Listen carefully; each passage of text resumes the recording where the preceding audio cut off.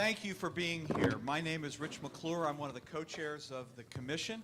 And on behalf of my co-chair, Reverend Starsky Wilson, and the entire commission, we are thrilled that you're here. We have been looking forward to this time literally since last year, I guess I can say it that way, because this is an opportunity for us to hear from you, and you're going to hear more about that. But to have a Youth Speak event and have this kind of turnout and the number of folks who've taken the time to come be with us on a Saturday is really, truly inspiring, and we're very fortunate to have you here, and we are looking forward to today.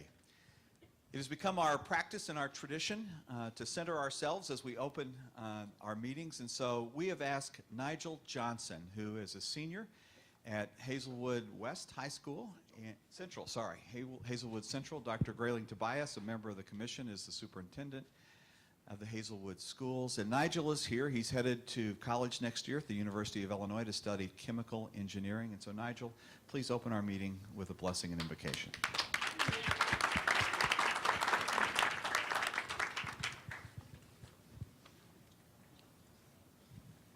Good morning.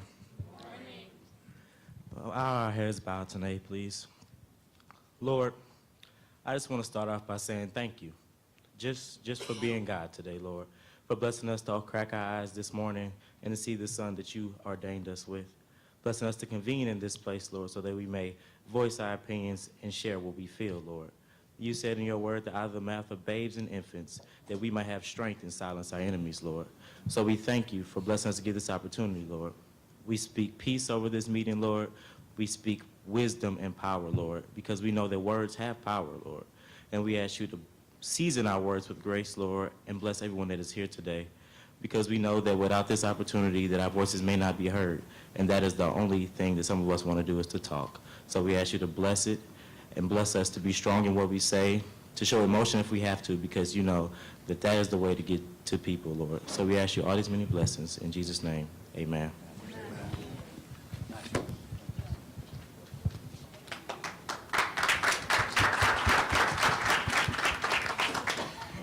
Thank you so much, Nigel, and we wish you the very best and Godspeed on your journey. We are fortunate to be on campus of the Florissant Valley campus of the St. Louis Community College, and the interim president, Ruby Curry, is here to offer words of welcome. Ruby, thank you for being here.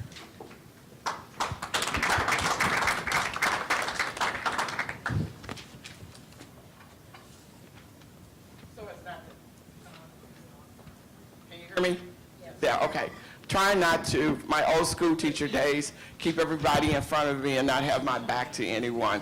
But anyway, good morning. Good morning. I am Ruby Curry, and I'm serving this year as the interim president of the St. Louis Community College Florissant Valley campus. I would like to welcome all of you gathered here this morning to our campus for what I'm sure is going to be an interesting day of sharing and learning. As you listen to and talk to your peers and others gathered here today, please understand that this is a safe place for you to communicate. Don't be afraid to share your ideas, your hopes, and your dreams, because those are very important blocks to restoring our community. The Ferguson Commission is doing great work, important work, and we thank you all for that. Part of that work is making sure that we invest in our future, and guess what? You are our future. So listen, prepare, and think about our future, because this is not a day for only benefit for you, but it's a day to help rebuild our community and make sure that you are part of that future planning. Also, because I am the campus president, I always take a cheap shot for a short commercial. Classes start January 20th, so anyone here who needs a dual enrollment or would like to come back to school, that's for some of the adults in the room, classes start on January 20th. So I'm here to tell you have a great day, and please remember it's a safe place, and please share your thoughts and ideas. Thank you.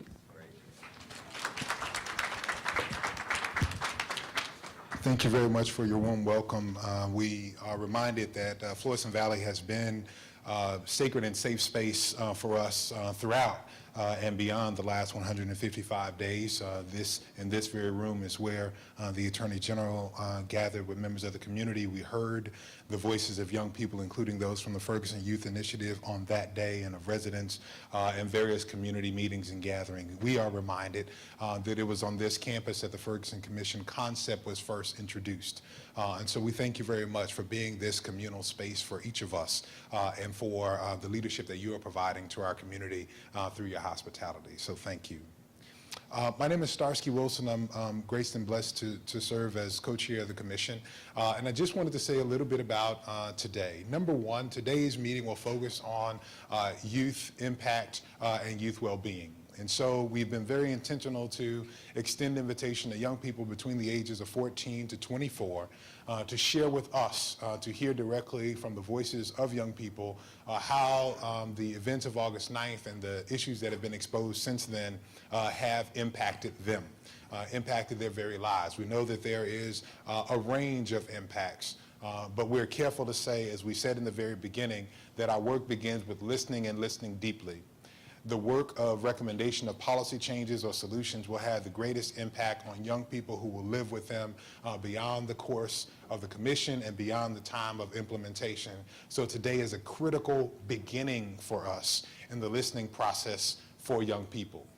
One of the things that we know is that there are those who are directly impacted on the date of August 9th, but we also know that the 624,000 children and youth throughout our metropolitan statistical area in St. Louis have all been impacted and are impacted by the policies that govern how we do business as a region. So today we want to hear that voice. Now, all that positive stuff being said, now I must give a word of warning. Are you ready for the warning? Y'all not woke up yet. Are you ready for the warning? Yes. I'm a black preacher. Y'all talk back to me. I'm just saying. We have created this space for young people's voices audibly. We will hear them through an open mic process. We will hear them in small group breakouts. We will hear them in another open mic over lunch, and that will all be a facilitated process. We affirm and appreciate the adults who are in the room. We invite you with your thoughts on respective topics to write them down, and there will be opportunity to post them on these boards around the room, because the voices that we will prioritize and that we want to hear are from our young people. Everybody okay with that? Yeah. Okay, amen.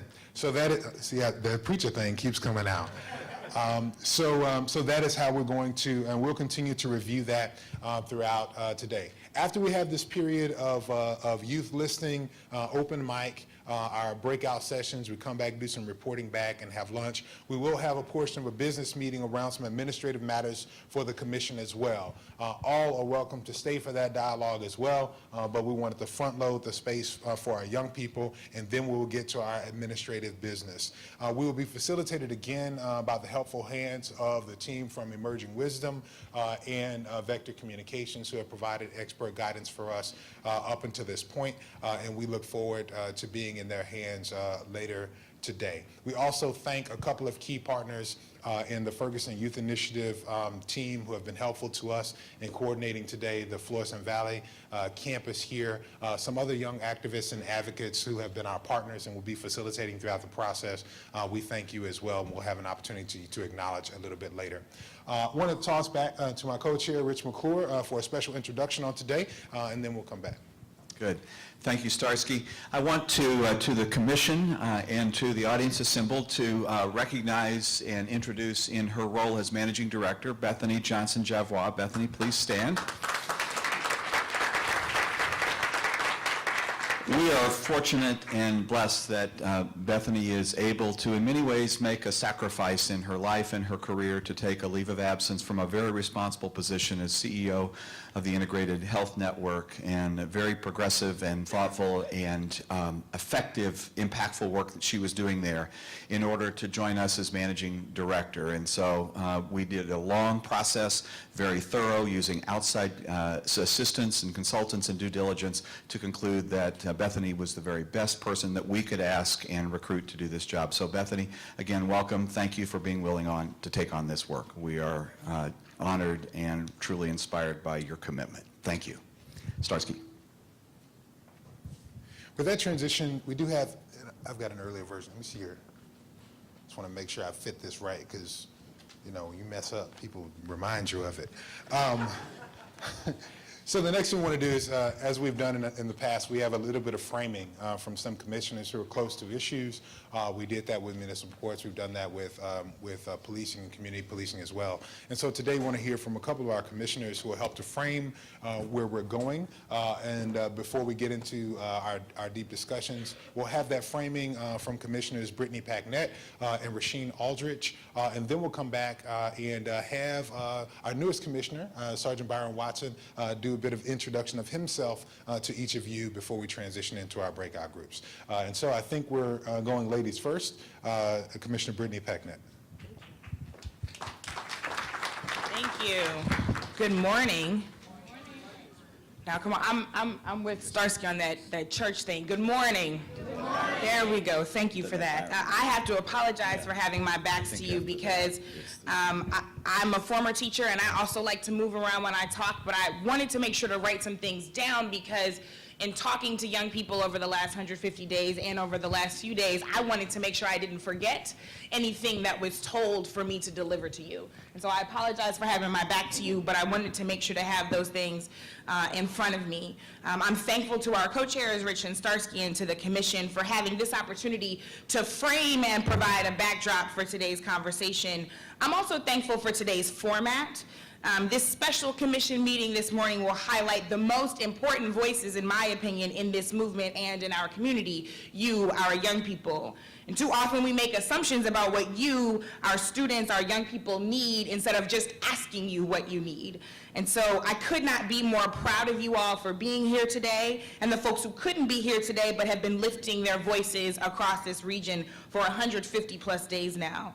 You are the very reason I became involved on August 10th. Because I cannot claim to stand up for you in my full-time job in the classroom and not outside of the classroom and still lay my head down at night. So we're here to create a better and more just future for you. I'm thankful for your leadership, for your relentlessness, for your honesty, and for all you have and will continue to teach us today and throughout the work. As an educator, I spend most of my time hearing from, learning from, and serving students, their families, and their teachers. So I'm not here to give you statistics, but to give you the knowledge built by listening, learning, and by marching. And I also told Starsky, I'm not here to make people comfortable, so I apologize if some of the things that I say might be a little upsetting, but this work isn't about making people comfortable, it's about telling the truth, all right? So the issues in Ferguson and Shaw and across this community have highlighted, for me, two critical areas: access to quality, culturally responsive education, and the necessity of student leadership development. So it's critical to begin telling this story by reminding ourselves that the disruption our students faced as school was about to begin this academic year did not begin with momentarily violent outbreaks and a largely peaceful and continuous protest, but by the image and reality of an unarmed recent high school graduate and college student named Michael Brown lying in the street for 4.5 hours on a warm Saturday afternoon in August. The sight was reason enough for many young people, as they told me, to come out of their homes. After all, this story has gone on too many times, and so many times before, this was a peer, a fellow young person, a fellow student. And so for many reasons, far too many of our children know the constant trauma of death, which has both deeply affected their psyches, but also helped instill a profound resilience, the likes of which we've seen since August 9th in particular. During the first 21 days of this event, when militarized police presence was at its height on West Florissant Avenue, a strip on which I spent much of my own childhood, young people and their families were continuously forced inside, restricted from assuming daily activities and providing for one another. Babies couldn't get diapers and formula. Children couldn't go back to school shopping or get their medical checkups. Parents couldn't get to work, and as some of them tried, they were met with arrest and rifles and admonishments to go back into their homes. Thanks to the effort of tireless community volunteers and donors from across the region, many of whom have been making a difference in St. Louis without much fanfare for years, they were able to bring those resources directly to Canfield Drive and to West Florissant Avenue, helping to shoulder some of the burden being unduly placed on families and innocent bystanders. But irreparable damage had already been done. Jobs were lost, homes were lost, incomes were leveled, and learning time, most importantly, was lost. When I was a third grade teacher, I taught my students about Ruby Bridges, the 6-year-old little girl who integrated a New Orleans elementary school in 1960. Commemorated by a now famous Norman Rockwell painting, little Ruby relied on the National Guard for protection as she walked into an all-white school for the first time. The same was true of the brave Little Rock Nine. So the irony of that moment, in which the presence of the National Guard and other factors were reasons why, because of deeply viable concerns of safety and protection for our children, students wouldn't be escorted to school, but instead would be missing the critical first days of school in and around Ferguson, again, for very necessary reasons. These decisions were difficult for school teachers and administrators in North County, who I personally know were eager and excited about beginning school and pressing even harder toward dispelling the prevailing myth that all of our students of all backgrounds in North County are not capable of greatness, because they and you absolutely are. Thanks to the relentless ingenuity of teachers and parents, retired educators, union leaders, Teach for America alum, college students, and community volunteers, a community school was created at the Ferguson Library and the First Baptist Church of Ferguson to help provide academic instruction and social learning time to students who had to miss school. This was a critical moment in community healing and support. But statistically, we know that on an academic calendar that is arguably already too short to ensure that our children are globally competitive and closing the academic opportunity gap, the loss of any formal learning time does irreparable harm to each and every student across all grade levels and learning styles. Very simply, time lost is nearly impossible to make up. Still, as the movement continued, teachers, administrators, and students have been vigorously pursuing academic excellence in Ferguson-Florissant, Normandy, Riverview Gardens, Jennings, Hazelwood, St. Louis Public Schools, Confluence Schools, KIPP, and every school across the region. As this learning has been occurring, however, there's been another critical instructional moment for our students about the necessity of your leadership, not tomorrow, but today. Many of the young people I know who were peacefully assembled every night since August were catching the very worst of militarized weaponry that we saw in Ferguson and in Shaw, and then going to class, sleepy, hurt, but determined on the very next day, knowing that their struggle was in the streets and the classroom, and that their diplomas and degrees were just as critical as being leaders in a movement for their own freedom. I have nothing but pride in the young activists and outstanding leaders I've met over the last 150 days. I recently had the privilege to listen in and discuss the future with some phenomenal students from across North County who were assembled to tell their story to the highest education official in our country, U.S. Secretary of Education Arne Duncan, and the president of the American Federation of Teachers, Randy Weingarten. On that day, we also heard from some of their teachers, and together, students and teachers described a familiarity with the strain of oppression and the weight of racial profiling and police brutality since before August 9th, as many of them have come to know that experience personally in multiple venues. And some of those students want to be officers themselves and are questioning, is this a system that's built for me? We also heard them describe relationships that caring law enforcement officers in their schools had formed with them, knowing them by name and encouraging their progress, and how that was their ideal for the future.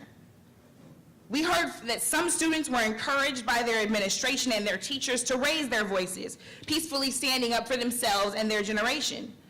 Others were, in fact, deeply frustrated by the restrictions placed upon them, being informed that even peaceful demonstrations would be met with their suspension. They wanted to be able to talk to their teachers, who we all know are more than teachers, but also trusted advisors, about the situation, about their feelings, their trauma, and what they could stand up and do about it. And while some teachers were allowed, other teachers feared for their employment if they did so, and yet were deeply conflicted because they honestly wanted to just meet their students' needs. Students want to hear their teachers speak honestly and earnestly with them, and teachers wanted to meet the need. And we cannot teach our children well if we don't know them and they don't know us. We educate our children in the context of their community. Empowered teachers can better reach students through the same kind of thoughtful, informed relationships that we're asking our officers to have. It is critical that we allow our teachers and our students the opportunity to develop those honest relationships about the world around them and are responsive to the cultural needs of each and every student, especially those coming from marginalized and oppressed communities.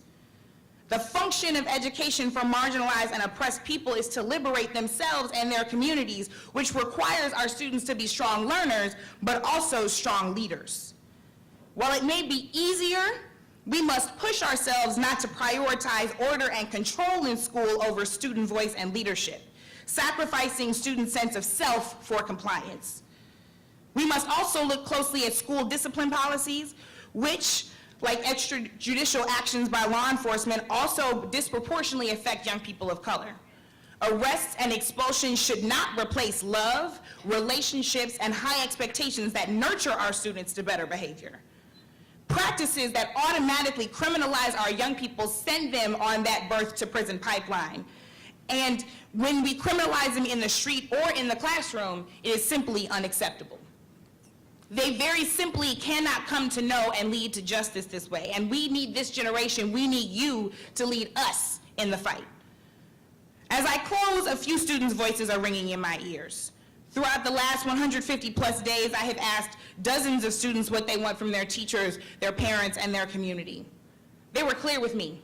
You guys were clear with me. You want us to love you, to show you that you matter, because the world is often telling you that your lives don't. You want us to expect excellence from you because you know that you're destined for greatness, and you want us to have your back. And you want us to encourage you and teach you with honesty and grow you into leaders for our community, for us, and the ones that your peers are asking you to be. The impact of Ferguson has been felt at every level by our young people. It's affected your psychological and physical health, your academic access, your safety, but more than anything, I've seen it awakening you a hunger for true progress and a determination to lead. And leaders have emerged. They're college students like Rasheen Aldridge and Jonathan Pulfus, Janetta Elsie, Alexis Templeton, and Brittany Farrell, and Destiny Crockett. They're middle and high school scholars like Derek Washington, Darius Bass, Kaylin Miles, and Gemi Fadai. There are countless more whose names we may never know, but have raised their voices thoughtfully and with power. And where they lead and where you lead, we are eager to follow. Thank you.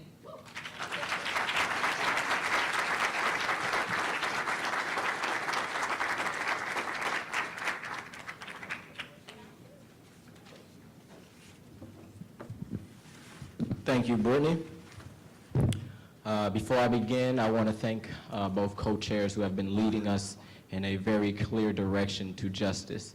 I would also like to thank the Flow School that has allowed us to be able to come here to speak to the young people, and I'm very excited on today's frame, today's setup of talking to young people, actually hearing what the young people want. We've been saying for so many months, we want our voices to be heard, and finally, someone has listened. The Ferguson Commission has listened and said they want to hear the young people, and they want to know what we want and how do we move forward. So thank you.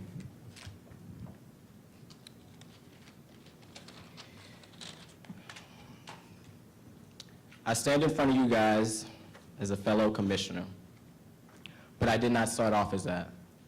I started off as an activist. I started off as one of the many leaders in this movement, in the Ferguson movement that evolved since the death of Mike Brown. Today, I will be discussing with you all things that occurred that made young people come together, that made us take the streets day in and day out, hot and cold, rain, sleet, it didn't matter, we were there. Also, I'm here to share a few things that we have been asking for and advocating for as we've been protesting. We have been asking and demanding for things that we want to change the system that affects us on a daily basis. A system that does not represent us, a system that does not work for us, a system that we have to continue to fight if we want it to be equal for every one of us.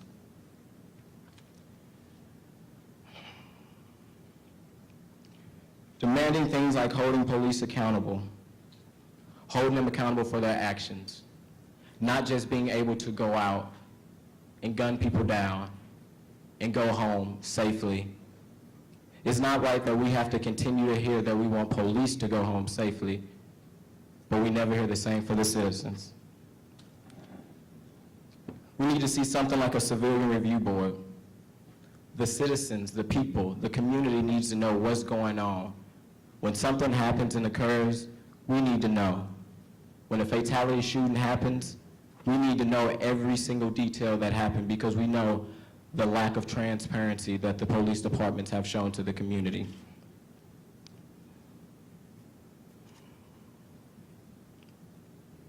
Excuse me.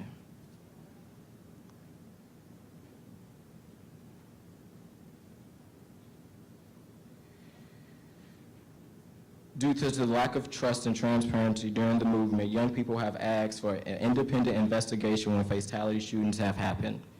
And sometimes, and something that the commission is doing today that we have continued to ask for repeatedly is for our voices to be heard. That is not too much to ask for if you ask me. It is an important process that the young people's voices is heard, as we know through this whole movement, the young people have been a driving force of the movement. We have continued to seek and have harassment against us. Today we will hear from a lot of young people who have been harassed, who have been targeted, who have been mentally scarred during this movement. I expect you will hear from young leaders who have had their human rights even violated during this movement. Their First Amendment rights of freedom of speech was violated.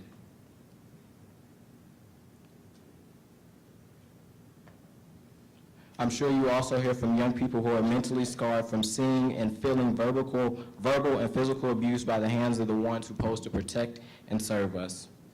I wouldn't even be surprised if you see a group of young women come up to this podium, one after one, women who have been a key role in this movement, talk about how they have been shot with tear gas while they were out there with their children or while there was mothers-to-be. On August 9th, a tragedy struck our region. An unarmed young man, Mike Brown, lay lifeless after it was taken by the hands of a former Ferguson police officer, Darren Wilson. His body went viral on social media of seeing Mike Brown lay on a hot pavement, blood pouring from his head after he lay there for 4.5 hours. The way the police responded to the community of Canfield with no remorse not only upsetted the community, but it upsetted a lot of young people. It lit a fire under the young people. Instead of trying to come talk to the community and ease the pain and ease our issues and ask us, why are we angry? Why are we upset? They came with multiple force, many officers. One goal is to use force to stop the protest.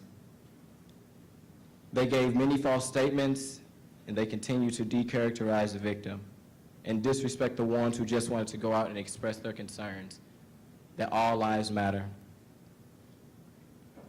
On that day of August 9th, many young people took the streets. They said no more. No more lack of accountability. No more racial profiling. No more police brutality. No more saying that one life is not as important as another one, no matter how much privilege that person may have. We said no more, that we will continue to fight for change, that we will continue to fight a system that is not made up for us, a system that continues to hold us down from exceeding, a system that would rather give money to the military than putting back in our communities, a system that would rather give money away instead of putting it back into the education systems, of which the ones who really need it. We organized, we came together. Groups like MAL, Freedom Fighters, Tribal X, YSTL, Black Soldiers, Southside Solidarity, and individuals like Netta, D-Ray, Brittany, Kennard, Nichelle, Lisa, and Josh didn't give up. We made it our mission and our duty to fight for our freedom. We said no longer more will we see another black life be gunned down by the hands of anyone and not speak up. We said no more longer will this happen in our neighborhood and we stay silent. As we continue to protest and our human rights were violated and told that we had to continue to walk, or if we did not walk within 5 seconds, we would get arrested. When we peacefully protest, we were arrived by many municipality riot gear cops from all across the region. Once again, the only thing we ask for is our life and our voice to be heard. That is not too hard. As we continue to peacefully protest throughout the movement and ask for things, and ask for the system to change so it can work like everyone else, another victim happened, Kajim Powell. We continue to see another life taken from us. We continue to see another life given no justice. And at the end of the day, one side continued to walk away while a community continued to grieve. We worked with our mentors, as we continue to do, as we seek and fight for social change, as we seek and fight the injustice and fight for the social change that we want to live in. Once again, once again, it's so hard that I continue to repeat myself. Only thing the young people wanted was our voice to be heard, not attacked. It was not that hard for someone in leadership positions to come down and speak with the young people. There were many people in leadership positions who could have came down and stopped it before it got out of control. Instead, the young people had to continue to go out there and organize not only ourselves, but our communities. We had to go out there and keep ourselves safe. We had to go out there and watch the businesses. We were doing cop watch. As I conclude this speech, I just want people to remember that when you look at a young person and you may feel or you see that they may be angry, before you judge them, ask them why. Ask them why are they angry, what got them here, and why do they continue to do it. I'm sure you will be amazed by the answer you get. They're not violent. They don't want to burn down buildings. We just want to create the change so we can live in a world where it's equal to everyone, equal to all men, all women, all white, all black. It doesn't matter the skin that you're in, or the religion that you practice, or the sex or the ones that you want to love. At the end of the day, everyone should have the same rights as everyone else. That's why we're fighting for equal rights as everyone. And as I leave here, it wouldn't be me not to be the protester that I am and start a good old chant like I do. And this is a chant that has become kind of the movement chant. Just a few words that we know and that we take away every time to help us keep fighting, to help us remember how we are in this together, to help us remember how we must love and support each other. So if you could repeat after me. It is our duty to fight for our freedom. It is our duty to fight for our freedom. It is our duty to win. It is our duty to win. We must love and support each other. We must love and support each other. And we have nothing to lose but our chains. We have nothing to lose but our chains. We have nothing to lose but our chains. We have nothing to lose but our chains. Thank you, guys.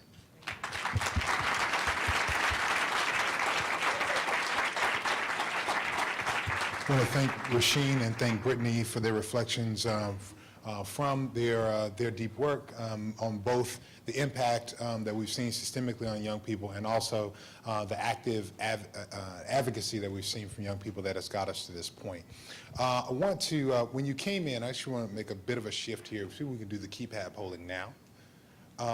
When you came in, I think, did they receive the pads when they came in? No. Okay. So one of the things that we've been intentional to do is to make sure we know who's speaking with us. So what we want to do right now is take some time, about 10 minutes here, to ask you to let us know a little bit about yourself. So we know, and you know, who's in the room. where we come from, and what age folks are, those kinds of things. It helps us to know as we go through this process. It keeps us honest on who we're listening to, and it helps us to know who has been able to access and inform this process. So I'm going to invite Ms. Rebecca Bennett from Emerging Wisdom to guide us through this process. And as we do that, immediately following that, we'll create some space for our newest commissioner, Sergeant Byron Watson, to come and introduce himself to you as well. So we'll do the keypad polling now, and then Commissioner Watson will come and share.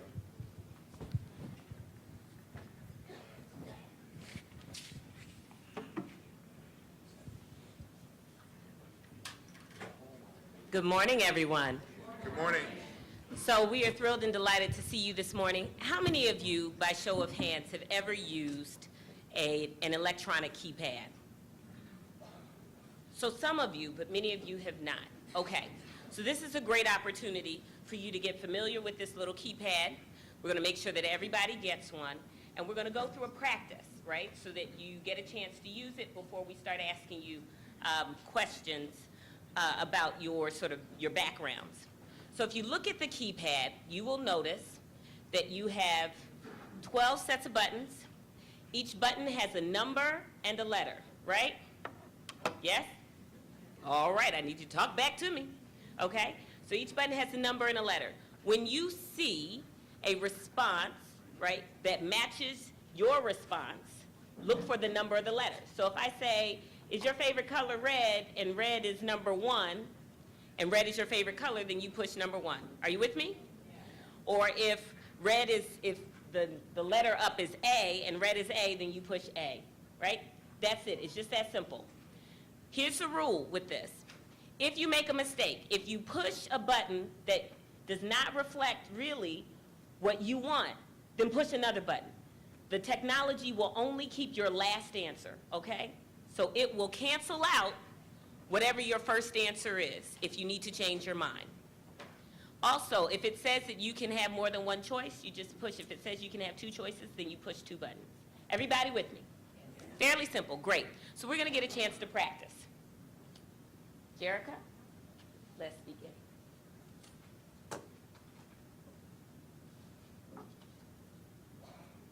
So this is our practice question.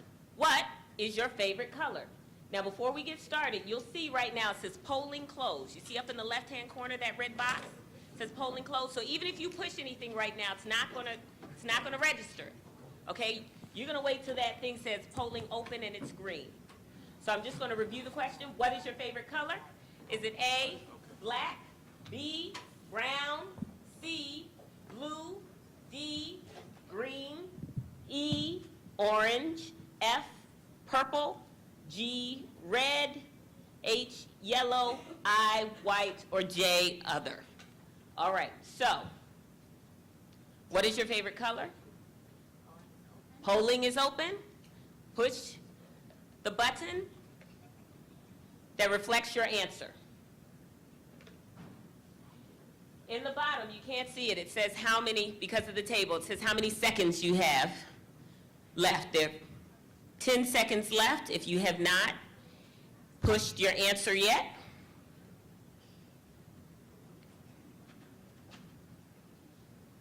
Okay, polling is now closed. We had 135 responses. So, the favorite color in the room is blue by 22%, followed by purple, 21%. Okay, so great practice. So the next questions are not going to be practice questions. The next questions are going to be real questions. So everybody with me? You ready? Here we go. In what area is your home or residence located? In what area is your home or residence located? Is it A, St. Louis City, B, St. Louis County, C, St. Charles County, right? D, Jefferson County, E, Franklin County, F, St. Clair County, which is where East St. Louis is, G, Madison County, H, Monroe County, or do you live I in other?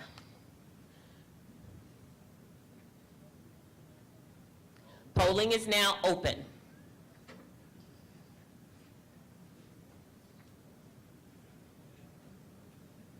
You have 10 seconds remaining if you have not pushed in an answer. 3 seconds. Very good. Let's see. So 59% of you, right, 6 out of 10 live in St. Louis County, and roughly 4 out of 10 live in St. Louis City. Great. Let's continue. So in what area is your primary work, right, or school located? And if some of you work and go to school, then pick one, okay? So in what geographic area is your primary work and or school located? Let's start with A, St. Louis City, B, St. Louis County, C, St. Charles County, D, Jefferson County, E, Franklin County, F, St. Clair County, where East St. Louis is, G, Madison County, H, Monroe County, or I, other. You have 5 more seconds.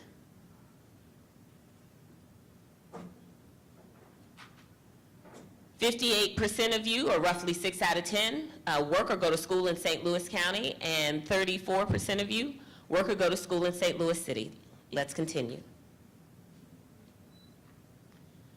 With which gender do you identify? Please select one. A, female, B, male, C, other, or D, decline.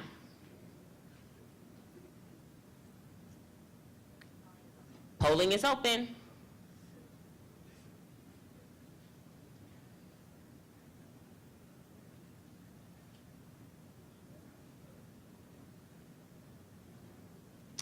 We have another 5 seconds.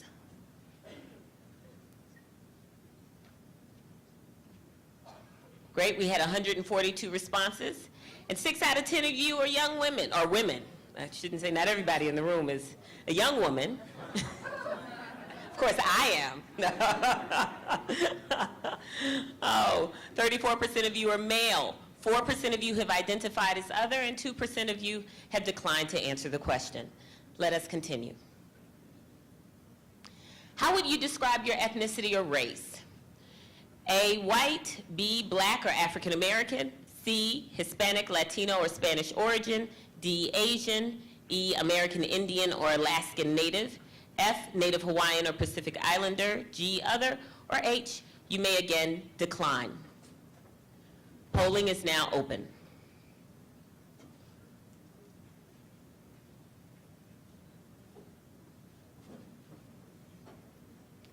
You have 10 seconds remaining.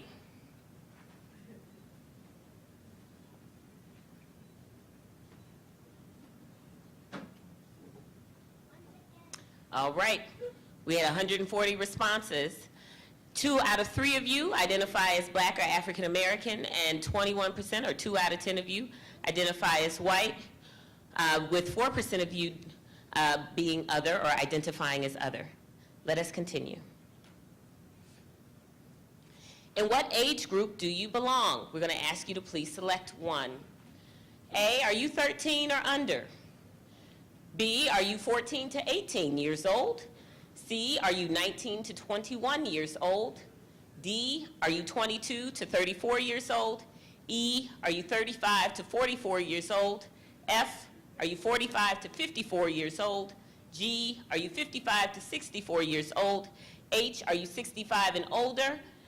And D, do you decline? Or, I'm sorry, not D, I. Do you decline to answer the question?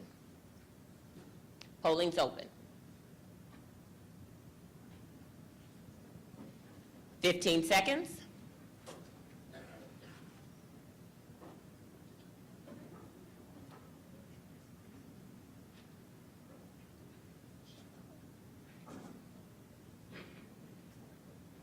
Time is up. We had 142 responses. So 40% of you are between 14 and 18, roughly. 6% of you are 13 or under. The next largest group, 25% of you are 22 to 34. And then we've got sort of cross-representation for the other age groups. Fantastic. Is that all? Okay, last question. This is the 4th meeting of the Ferguson Commission.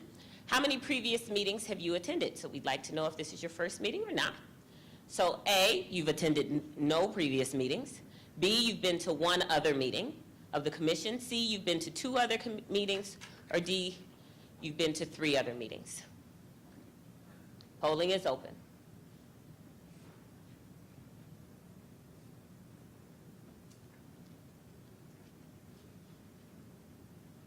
Ten more seconds.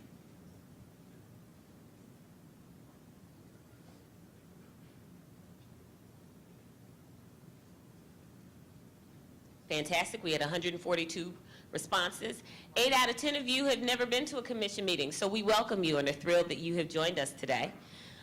And roughly 8% of you have gone to 1 meeting, and 6% of you have gone to 2, and then a smattering of you have gone to 3. So that concludes our keypad polling, our demographic polling. Thank you for participating. We're now going to send our volunteers by to go ahead and collect the keypads from you.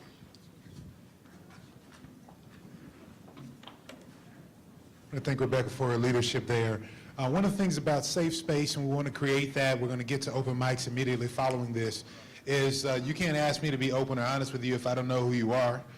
And so one of the things that was done early on and afforded to all the commissioners was an opportunity to introduce ourselves to the community, to say who we are, what our hopes and dreams for this process are. And some of that's already posted on our website at STL Positive Change. Our newest commissioner has not had that opportunity, so before we begin in the listening process, we want you to have some access to who is listening to you. So I want to ask Commissioner Watson if he would come. He'll share a bit of introduction about himself and a little bit about his hopes for this process as well. Thanks, Starsky. Appreciate it. Thank you.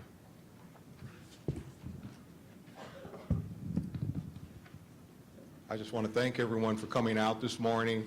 Just to let you know, I am very honored and pleased to be here this morning. I'm the newest commission that was just selected by the governor, and I am honored to be appointed to this position. My name is Byron Watson, and I'm a retired sergeant with the St. Louis County Police Department.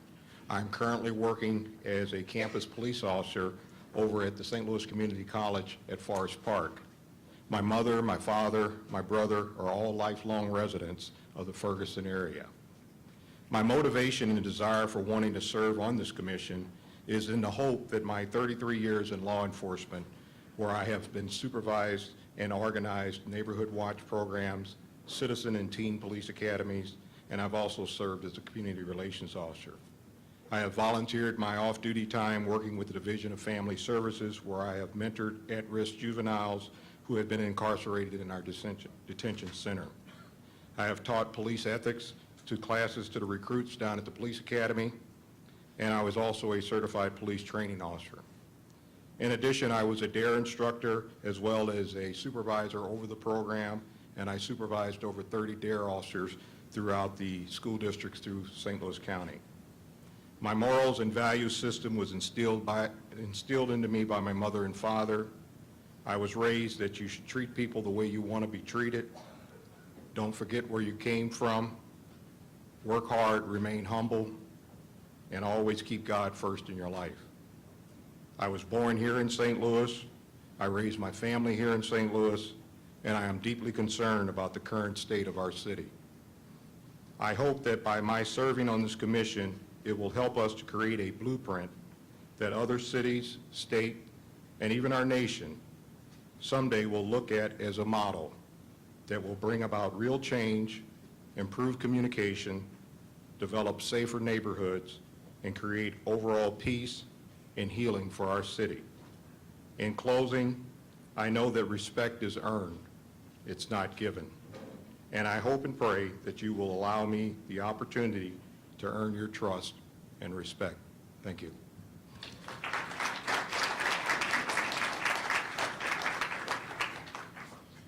So at this point, we thank Commissioner Watson. We welcome him to this space. At this point, we're going to transition.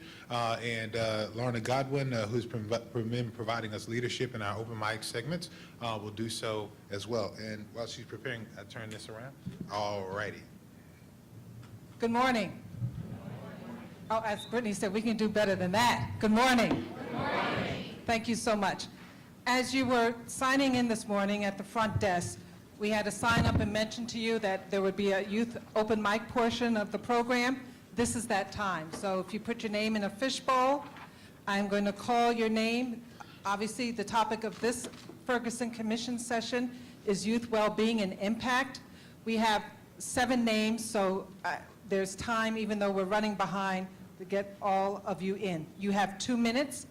I will time you up here. I'll have the timer that you will see. So I will I'll give the first 2. Who will speak first so you can get ready? Kalia Adams. Kalia, raise your hand. Great. Come on up.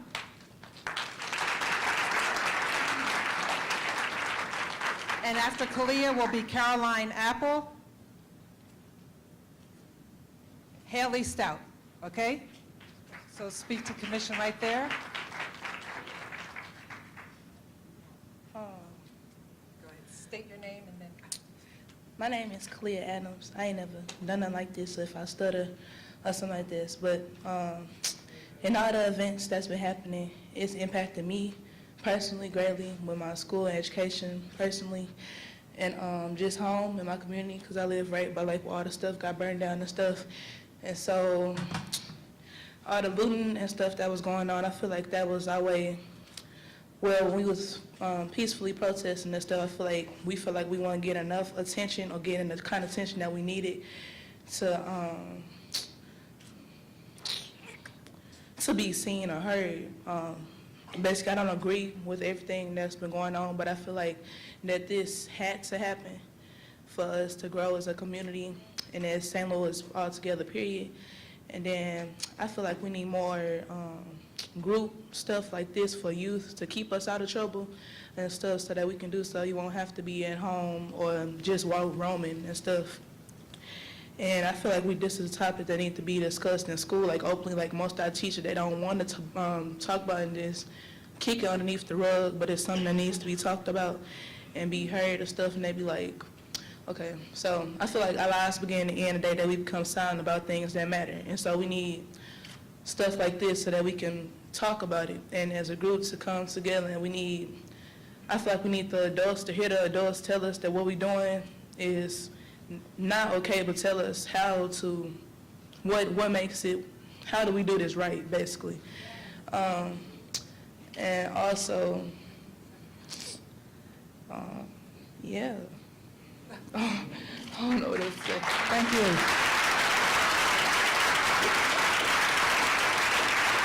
Thank you, Kalia. Where's Caroline? And Caroline, state your name, and you have 2 minutes. What? You have 2 minutes. Oh, okay.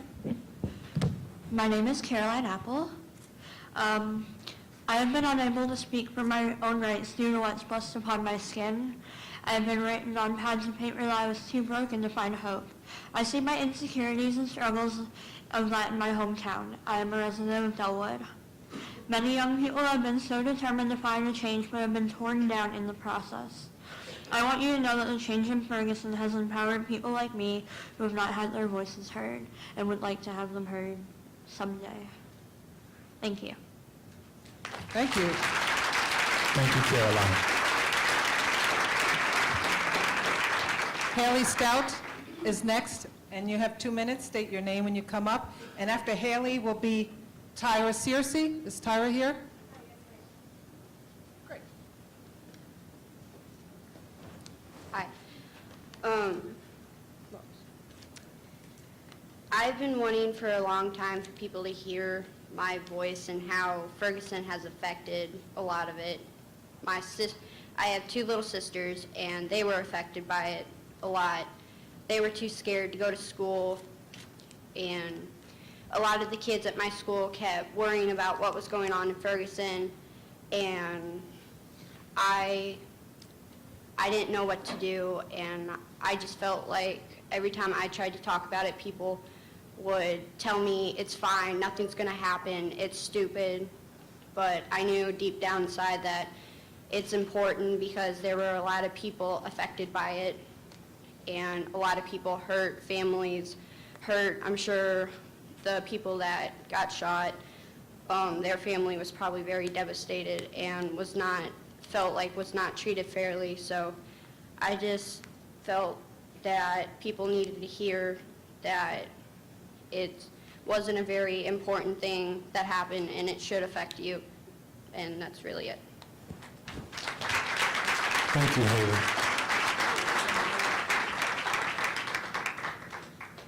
Haley, someone asked what school are you from? I'm sorry? Bernard. Bernard. Thank you. As Tyra comes up, the next person will be Karina Arango. Great. Hi, my name is Tyra Cersei. I'm a senior at McClure North High School. My question is, how can we better prepare ourselves as students for college so that we can become better educated people of our community? I understand that people say that we need to vote and we need to go to college, but I also think that we need help doing that. It's more than saying it. So how can you guys help us meet the people that we need to know so that we can make these things happen, so that when they happen again, we can actually say, well, this is what we need to do. This is what we need to do, and I know this because I have the education to prove it. Okay, thank you. Thank you, Tyra. Very well said. Thank you. Good afternoon. My name is Karina Rangel. I am 22 years old and a senior at Fontbonne University. I'm also a policy intern with the Scholarship Foundation. So first of all, I want to thank the Commission and everyone here for allowing an avenue for youth to speak up and to express what we've been feeling for a very long time. And with saying this, I think, and picking back off what the young lady said before me, is we really believe that education is key to become an educated citizenry. So again, what can we do, or as me as a college student in my senior year, help others who've come in the same path to allow them to graduate and attain a college education? I really think that that's the key, and focusing on our educators in elementary school and in the middle schools and the primary, secondary, I think is key, because we really spend most of our lives in school. So I think really developing a strong educational system for our students, for our future, is really, really essential for us to move along forward. Again, I want to thank you for all of your hope and for your time to listening to us. Thank you, Karina. Okay, the next two are Kira Sanders and Kivon Monger. Okay, after her. For one second, if we could, for whomever knows logistics, if we could get some lighting up here, it may be helpful. I don't know if it creates a challenge for the screen, but. Yeah, that's what I was. Hello, my name is Kyra Sanders. I go to school at Ferguson Middle, and I wrote a poem for this situation. It's called Humanity and Racism. Looting, shooting, and thinking of a team coming from a recruitment. Probably thinking about, how am I gonna get these cigarillos, man? But he stopped by a police officer, clear sight in hand. Looting, shooting, he's talking about a team who was in the midst of a recruitment. With no one around, over time, pow, pow, the sheen shot on the ground. 18 years old, probably didn't do nothing. His mom sitting on the couch crying in tears with Michael Brown's blood shed near. For hours and hours he laid there. And shame, Darren Wilson was there when Michael lied there. He didn't care. He didn't care what was going on to the girls and boys in the world. He just wanted to be free. But for all commitment, the slaves wasn't free from the slavery, racism, and execution. The white people didn't care to be the ones who stopped the fight that our ancestors put up because it was wrong, never right. I'm not racist at all, so let the church bell ring, let me do my thing, and let me sing. I woke up this morning on my mind it was standing on freedom. That's what Martin Luther King sung when he was in jail. Let the general public be released as one to form a safe community for humanity. Let the voices be heard no matter what race, because we should be friends, never arch enemies. Thank you. Thank you, Kyle.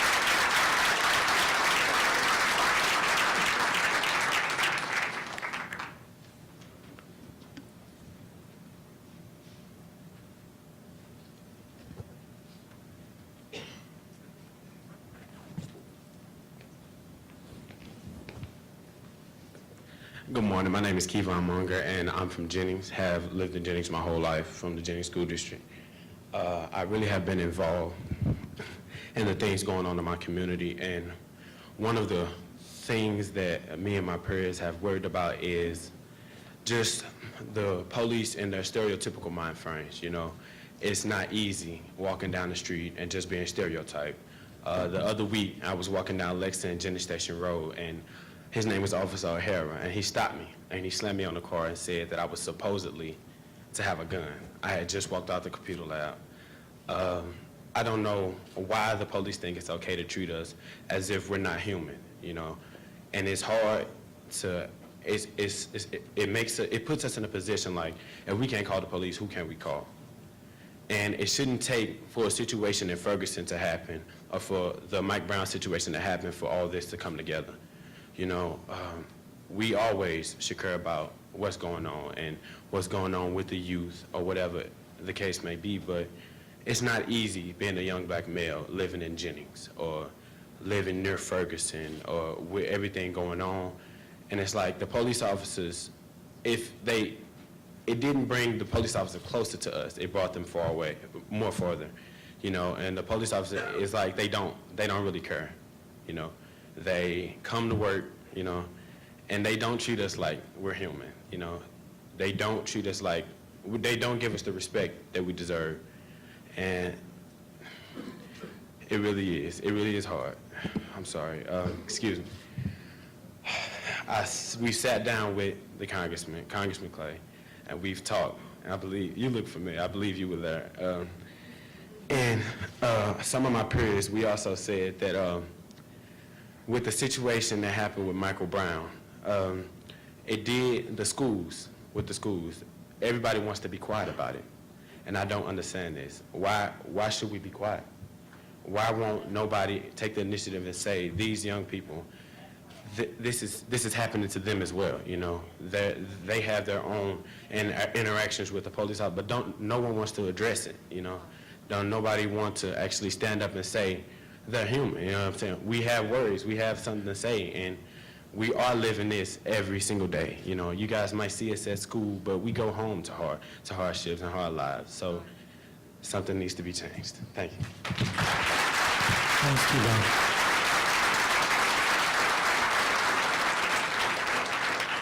I'm going to take the last three. Damian Weil. Damian, come on up. And then after Damian, Deanna Harper. And last but not least, Clifton Kimmy. Clifton? Great. State your name. How y'all doing? My name Damian White. I'm from Canfield, straight out of Canfield, where Mike Brown got killed at. And like I said, man, they let him lay his body there for 4 hours to try to make an example. You know, that's basically telling black people, like, if you come up against the police, this what's gonna happen. This what, you know what I'm saying? Then you got a man that say, I can't breathe on TV, you know what I'm saying? They let him walk away, so what are you really telling the black man? You know what I'm saying? Are you? Guys like me, I done made it out a little bit. Excuse me, y'all, because I'm a little nervous, because y'all, just give me a second, because y'all look like some important people, and You good, you important, Damien. Yeah, I know, I'm trying to, you heard me, I'm shaking, and you heard me, I ain't never done nothing like this. But like I said, I am Mike Brown, you heard me? Like, all of us Mike Brown. It's not a black or a white thing, it's a right or a wrong thing. They steady killing our youth and getting off with it. And like, they let Darren Wilson walk. The man say, I can't breathe. Now we record. What's the point of a video recorder? If we seeing the man say, I can't breathe, and he still get killed, and he get off with it. Like, Vondrick Davis, you know what I'm saying? I just met his mother at the Black Grand Jury thing last week. That was last weekend. You know, I felt that emptiness, that pain. You know, her son got gunned down by off-duty police officer. You know what I'm saying? Off-duty. So they doing it, they off-duty. Shot him from the back. You know what I'm saying? I'm out here. I ain't gonna lie, y'all. I'm be out here for real. I'm trying to get the youth to, cause they ready to just, they feel like our elder men, like, I'm a little older. I don't supposed to be up here for real, but I wanted to speak though. I know this the only way I was gonna be able to speak though. You heard me? Cause this need to get out. The youth feel like they straight don't have a chance. The police, that's why I say, I looked around, I wanted to see if it was like, I wanted the white police officers to be in the room to understand our pain. Like, we don't have nothing against y'all. We men just like y'all. We put our pants on the same way just like y'all. We wake up, got kids, everything, want to go back home just like y'all. We don't have a problem with y'all. All we want to do is a chance. It used to be DWB driving while black. Now we can't even walk down the street without a chance of us not coming home. Like, I know I ain't got that much time, y'all. Just Your time's up. see this picture right. See that picture right. I'm out here because I'm a new father. My son 1 year old, you hear me? I don't want, like, that's a pain. I don't want my son to be walking down the street, you know what I'm saying, for anything, and the police having a bad day, anything, and straight be gone, and my son be gone. You hear me? I'm out here straight front line, y'all. You hear me? I seen, you hear me? They don't understand our voice. I can't come to the man and be like, I got a problem with this police officer. They sweep us under the rug. So you gotta lose, you gotta burn. That's all you understand now. You know what I'm saying? You don't understand. I'm coming to you, I got a problem. You just get swept under the rug. Black lives really do matter. We really out here for real, dying. If you look on TV every day, it's us. I'm glad y'all having things like this because we need this. We need y'all to keep us informed and all. I'm sorry. Here I come, Miss Lady. Okay, you got I need y'all. I was nervous. I know. I need y'all look, to keep having things like this. My first meeting. I seen it on the news. They brought, like, it was real quick, like the news, like everything else going on in the world, the news just broadcast this for like 30 seconds. I seen it, here I come, sister. I seen it on the news. I said, I gotta wake up and be a part of it. Like, you hear me? People need to hear us. We dying every day, y'all. It's time to stand up, you heard me? Thank you. Thanks, Daniel. Thanks.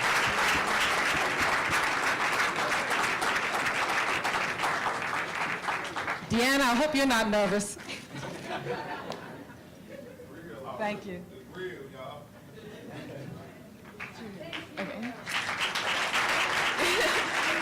Hi, my name is Deanna Harper. I'm a senior at McClure North High School. As a senior, going into senior year, this entire event kind of made it chaotic, you know. This is supposed to be the, I gotta get ready, gotta get relaxed, gotta get my things together for college so, you know, I can make myself an educated person. But, you know, instead we're missing 4 weeks of school, you know, trying to all have feelings on this event. We're getting in trouble because everybody's trying to express their event through social media, which is unsafe, which brings me to, I'm really glad to see this turnout because I'm glad to see that our youth isn't just shoving this under the rug and, you know, letting this thing go. Because it is highly important that we get our point across and that we make a difference. Because as a young African American, we cannot ignore the fact that the citizens experiencing the police brutality have been African American. And it is very scary to walk out, you know, and be stereotyped because of my skin tone and because of the way I dress or the way my hair is, you know. And it's like, I just want everything to be equal. Equality is key, you know? And I'm not saying it's quote unquote the white man's fault or anything like that. I think that we all just need to gather together, you know, like this. There are African Americans, there are Caucasians here, and we can all just be in unity with each other, you know? Yeah, that's it. Thank you.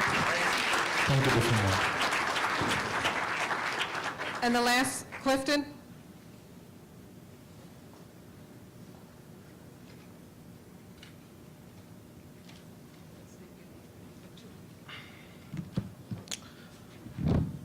Hello, I am Clifton Kinney, activist and member of Millennial Activists United, Ferguson Action, and Black Lives Matter. I attend Lutheran High School North. It is no secret that St. Louis has become a tale of two cities, separate and unequal. It is also no secret that the death of Michael Brown has resulted in a new protest movement, high emotions, and strong awareness. I believe that I reside in one of the most racially divided cities, St. Louis, here in America. It is a shame that we have to warn our children not to wear hoodies in public, change the tone of your voice when talking to a white person, and when you see a policeman run because they are not here to protect you,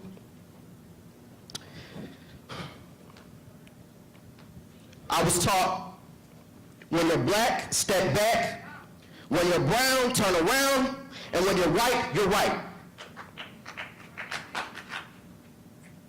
As an activist in this movement, I think the question is, where do we go now? I think that's why we're all here. I think the Ferguson Commission is a great step, but I would like all of us to look at the deeper issue of racism and inequality. There are strong lines of separate and unequal socially, politically, and economically. They teach us in school that Martin Luther King had a dream, but many of the youth believe that this has turned into a beautiful nightmare. Instead of seeking a dream, we must seek the reality. I have seen the reality of a fair criminal justice system.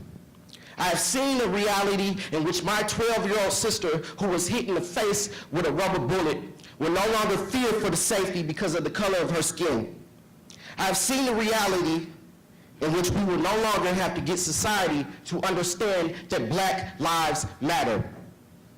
Together we will do this. Clifton Kinney, activist. Thank you. Thank you, Clifton.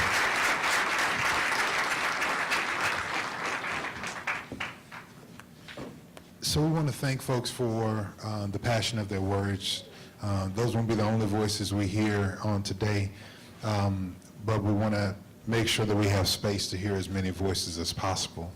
When we come back over the lunchtime, we'll have a chance for more kind of singular open mic before the entire group.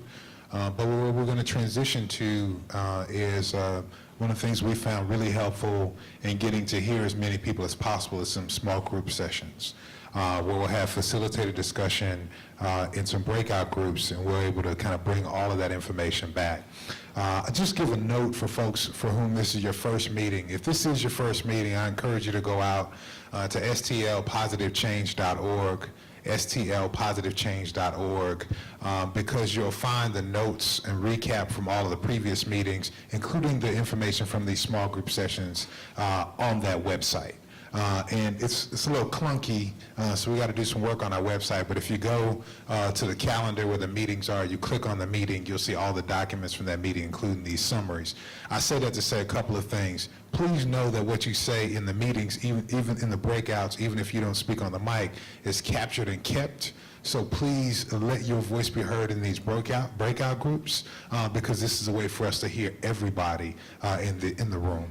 So I'm going to invite Rebecca Bennett up to give us some guidance on how we'll make this transition, and just invite you to receive her as you gather your thoughts.